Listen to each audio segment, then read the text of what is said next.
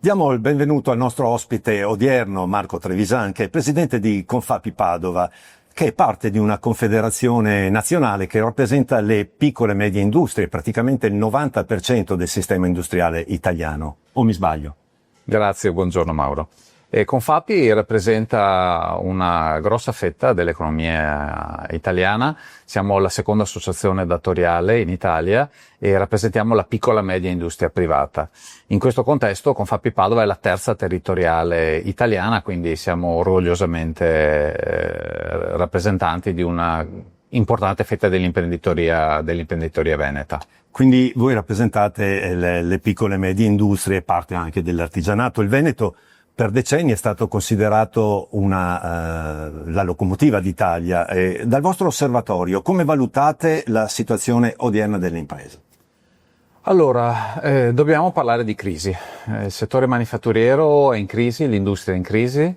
La politica non ama raccontarlo o descriverlo o parlarne, ma la crisi c'è. Abbiamo da gennaio 23 una diminuzione della produzione industriale in Italia, c'è stata un'interruzione a questa discesa continua che è durata 26 mesi, quindi col mese di aprile c'è stato un più 0,3%, ma la realtà è che la situazione è ancora molto difficile. Quindi la produzione industriale nazionale è in calo da 26 mesi, vedo per fortuna dei segni di ripresa. Abbiamo avuto una condizione internazionale difficile, abbiamo avuto una serie di fattori concomitanti, direi quasi drammatici a livello economico, a livello industriale. Mi sforzo di essere ottimista e di vedere un'inversione di tendenza. Credo che in questo secondo trimestre 2025 sia finita la discesa.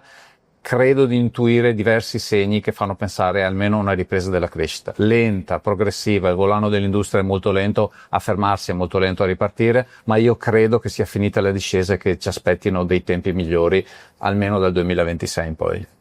Direi un segnale che contrasta un po' con alcuni altri che provengono da alcune altre province, che invece in cui si sta parlando già di richiesta di CIG, cioè di cassa integrazione ordinaria per i mesi di settembre e ottobre, e molti imprenditori hanno deciso addirittura di anticipare il periodo di chiusura delle proprie aziende già da questo mese di luglio.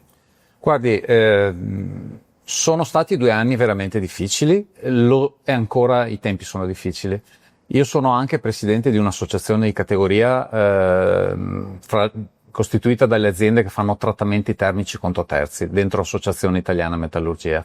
E quello che sto vedendo io l'hanno visto anche tutti i miei colleghi a livello nazionale. Quindi sta rallentando la discesa, con il secondo trimestre 2025 probabilmente si stanno costruendo le prime basi per immaginare una risalita che non è iniziata, la situazione è ancora difficile, ma credo che qualche timido segnale di ripresa si possa intuire e ovviamente non subito, credo che avremo ancora una parte di 2025 difficile da affrontare, ma io credo che con il 2026 le cose possano ripartire, anche perché non è che l'industria sia sparita, l'industria ha pagato una serie di fattori concomitanti di crisi pesanti, importanti, lunghi, un ciclo economico nuovo che non abbiamo mai visto dal 2020 in poi, ma io credo che dopo il boom del 2022-2023 l'assestamento 24-25 si stia concludendo e io mi auguro, ma sono abbastanza certo che ci sarà una ripresa almeno dal 2026. Insomma, lei sta già dimostrando l'ottimismo degli imprenditori,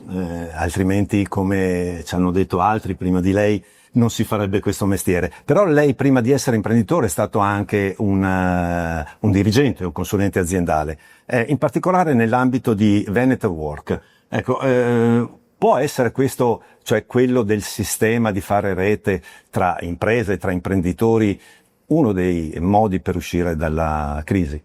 Guarda, io ho fatto il manager, non il consulente, ho fatto il manager, il dipendente per 20 anni, in aziende belle, multinazionali. Per esempio, 11 anni li ho passati in Porsche Italia, qui a Padova, ero direttore marketing fino al 2012, poi sono stato direttore generale di un gruppo importante nel settore della plastica, dopodiché nel 2015 ho avuto l'opportunità di diventare amministratore delegato e socio di minoranza della Trevisan SRL di Massanzago, che si chiamava come me per un caso della vita fortuito e interessante. E da lì ho imparato, ho cominciato a fare l'imprenditore, ci ho preso gusto, ho liquidato progressivamente tutti i miei soci di Venetork, appunto. Nel 2021 ho comprato un'altra azienda che è Rettifica Nord a Vigonza e adesso sto comprando la terza azienda. È un modello forte, è un modello interessante. Sono entrato da manager e socio, quindi con un doppio coinvolgimento, con una formula che funziona, in un sistema che è molto forte, che adesso sta soffrendo un pochettino Venetwork per la crisi economica, industriale generale, ma che si è dimostrato in molte occasioni vincente. Venetwork è un modo di mettere insieme 80 imprenditori veneti e friulani di grande livello, fra cui ho il piacere di essere annoverato anch'io, e che sta portando avanti almeno diversi progetti molto stimolanti, molto interessanti, diversi cluster, il cluster della mobilità, il cluster dell'occhialeria, il cluster della scarpa sportiva. Sta investendo per produrre, per portare benessere, innovazione, sviluppo economico e per portare avanti l'impresa, che nel nord-est è sicuramente un fattore determinante. Sicuramente un fattore vincente, interessante, nuovo. Venetwork non opera con l'ottica di un fondo di investimento di private equity, ma lavora in un'ottica di una società per azioni che vuole creare sviluppo. Quindi si innesta perfettamente nel sistema dei distretti del nord-est. Ringraziamo il nostro ospite Marco Trevisan, ricordiamo presidente Confappi Padova.